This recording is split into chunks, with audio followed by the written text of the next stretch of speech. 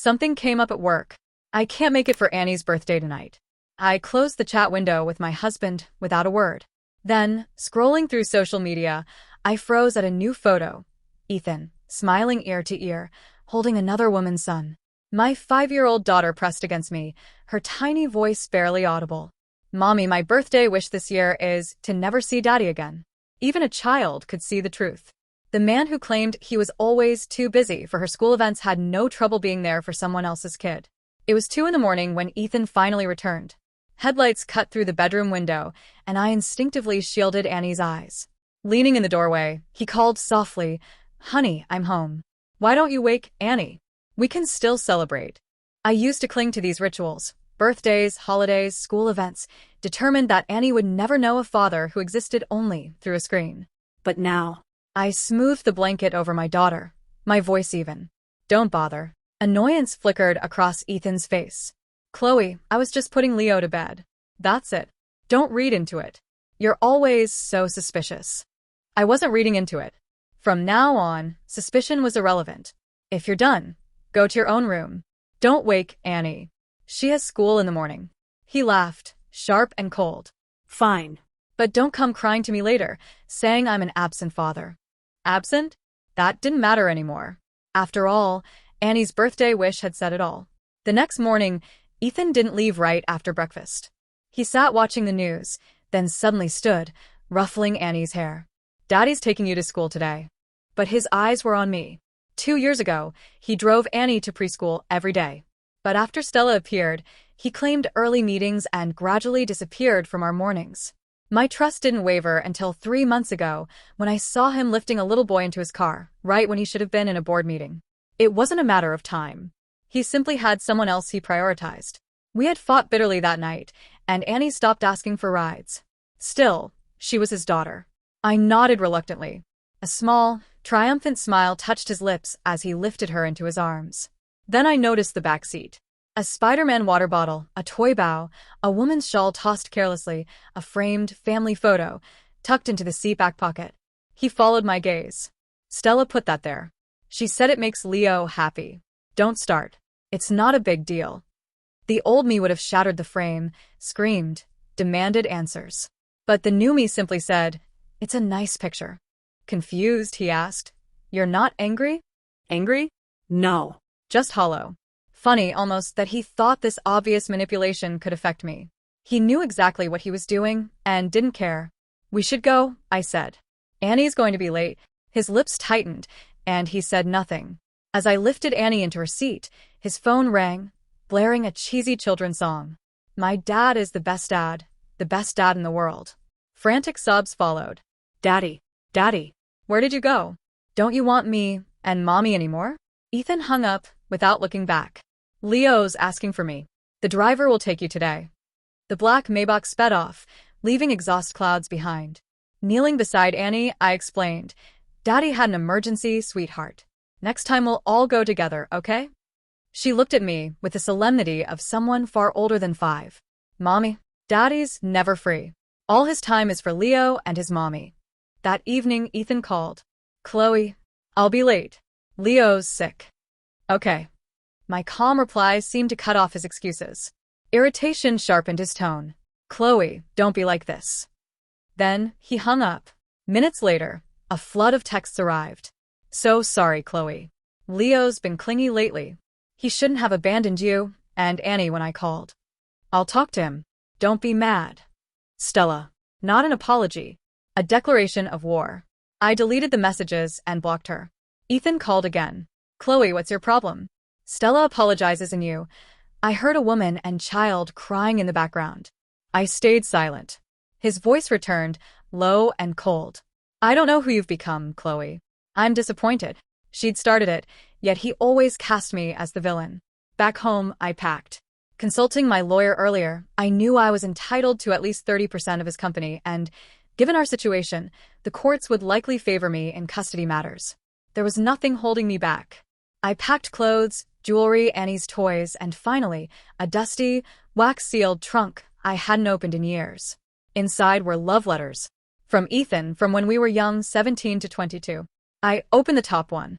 "To the 27-year-old Chloe, From the 17-year-old Ethan. This is the first love letter I've written to you. As agreed, we'll open this together in 10 years. By then, we'll be married, maybe even with a child. My phone rang. The 27-year-old Ethan. Chloe. Stella took Leo and ran. Do you know what you've done? If anything happens to them, I will never forgive you. I looked back at the letter, signed, Forever yours, Ethan, who will always love his Chloe. A sharp, searing pain pierced me, as if something fragile inside had shattered. I hung up and threw the entire trunk into the fire. Ethan didn't come home that night. I didn't call, didn't plead, didn't cry over Stella. Annie didn't ask about him either. She quietly lifted the framed photo of her and her father from her bedside table while I packed. A silent Cold War settled over us. A week later, a permission slip for a school field trip arrived, requiring a parent's signature. I tried calling Ethan. Blocked. With no other option, I drove to his office. Not long after arriving, I saw a familiar figure slip inside. The assistant looked guilty. Mrs. Hayes. Ethan instructed that Stella can come to his office whenever she likes. In a way, it was my fault. I had once brought Ethan lunch daily, sharing an hour together. One day, Stella came to see him, but was stopped by the assistant. By the time Ethan escorted me out, Stella and Leo were shivering in the hallway. That was the first time Ethan truly lost his temper with me. The assistant who had tried to protect me was fired. From that moment on, the company knew exactly who mattered most to Ethan Hayes. I never returned. I offered the new assistant a polite smile and strode toward his office. Ethan was mid-meeting. He blinked at my presence. Chloe, what are you doing here? Stella perched on the arm of his chair, their closeness unmistakable. Ethan stammered. Chloe, don't misunderstand. Stella just knows a bit about this project, that's all. I ignored him, handing over the tablet. Annie's field trip. Needs your signature. You came all this way just for that? Exactly. The room grew tense. Ethan's mood was dark, and Stella's smug attitude didn't help. Honestly, what's the big deal about a signature? She scoffed. Ethan, she's just trying to reconcile. You've been staying at my place for days. Maybe it's time to see Annie. Ethan's brow lifted.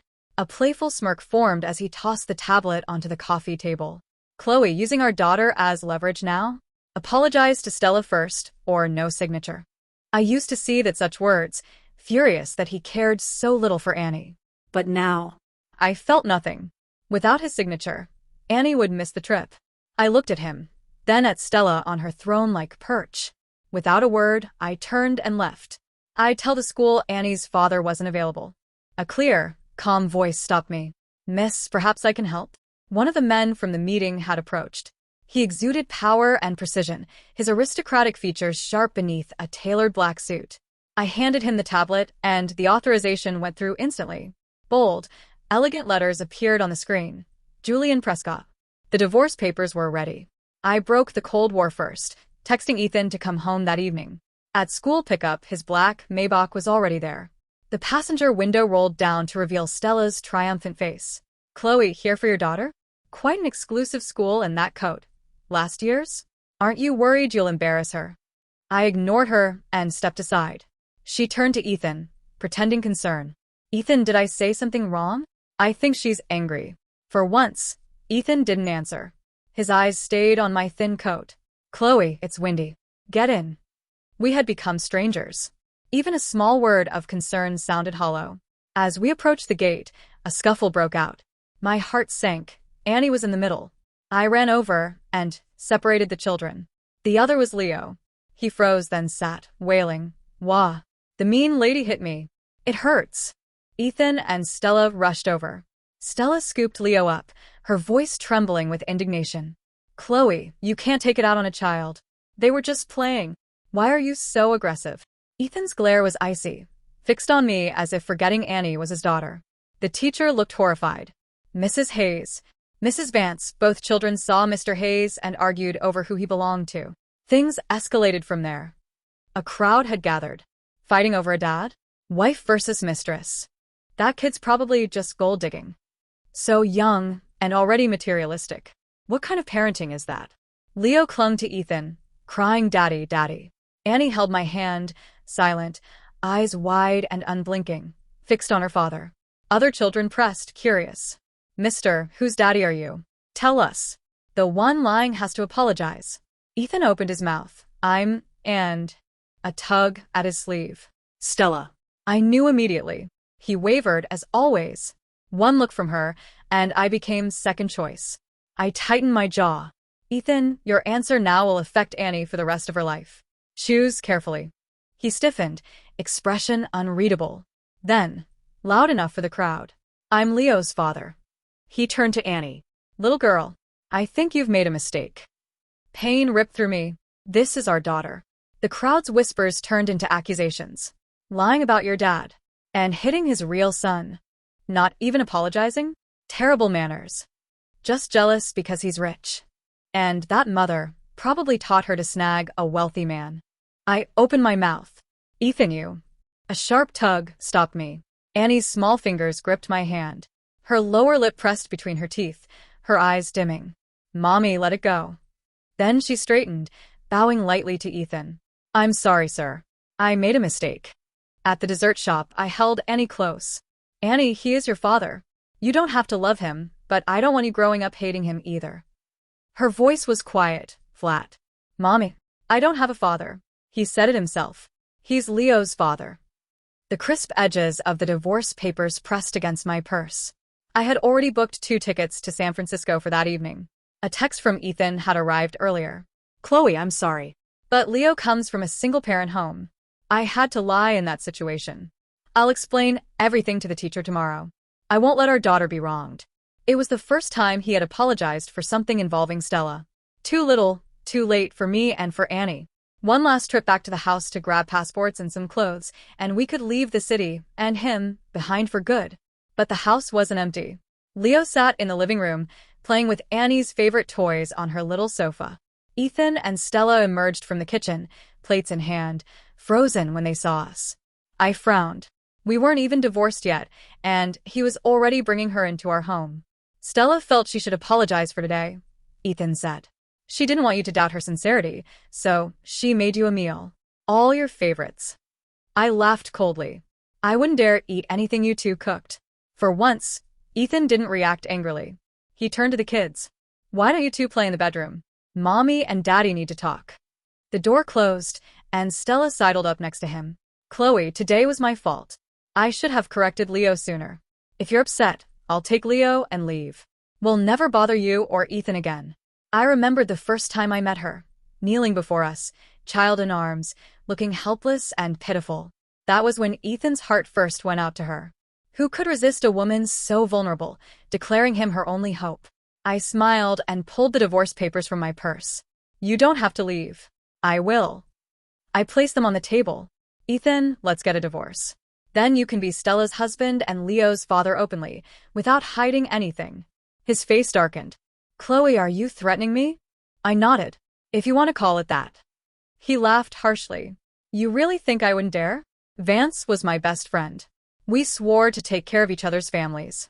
Why do you have to be so petty? You're right. I'm petty, I said calmly.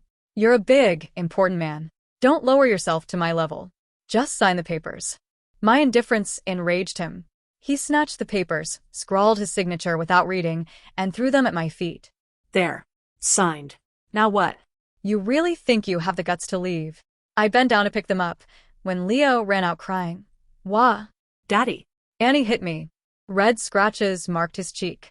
Ethan's glare could have killed. Chloe, look what your daughter did. Annie appeared in the doorway. Mommy, I didn't hit him. He fell. Annie Hayes. Now you're lying too. Ethan roared. Apologize to Leo this instant. Annie said nothing. Leo cried louder. Daddy, it hurts. Ethan's voice was icy. Annie, I don't like liars. You've disappointed me. I held up my hand. Ethan, we have security cameras. Let's see the truth. Stella's eyes darted nervously. Let's not. Kids fight. Leo's older. It's fine. It's not fine, I said firmly. My daughter won't be falsely accused. Watch the footage. Ethan opened the security room. The video made everything clear. Leo tripped on his own. Stella stammered. He was scared. Maybe Annie bullied him before. But Ethan's attention was fixed on another clip. A week ago, I had tossed a large trunk into the fireplace, swift and decisive, without hesitation. Ethan lunged, gripping my wrist, eyes blazing. Chloe, you burned them? How could you? I met his gaze evenly. They were dirty, unwanted. I didn't need them. I freed my arm. I'm taking Annie to San Francisco. I'll mail the final papers. Seeing my lack of emotion, panic flashed across his face. He realized this wasn't a bluff. Chloe, I didn't mean it. I thought. Stella's practiced smile faltered. Reverse psychology? Burning junk that's worthless. Get out. Ethan roared, shoving her aside. She stumbled, stunned. Leo erupted into fresh tears. Mommy lied. She said if we made them leave, Daddy would be all mine. I did everything she said. Why won't they leave? Color drained from Ethan's face. I had no interest in watching their drama. I scooped up Annie and walked out. Our flight awaited. At the San Francisco airport, my mother was waiting. I told you not to marry that boy, she said sharply. With a mother like his, what kind of son could she possibly raise? I covered Annie's ears. Mom, the baby's right here.